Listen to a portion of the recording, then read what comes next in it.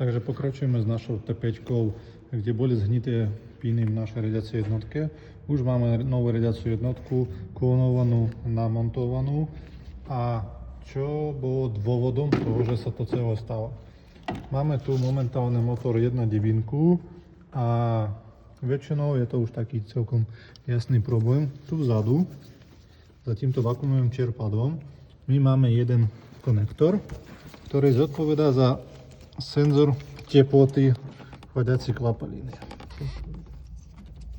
A tu vidíme, keď sa na ňo pozrieme, že on je celý od chladiacej kvapaliny.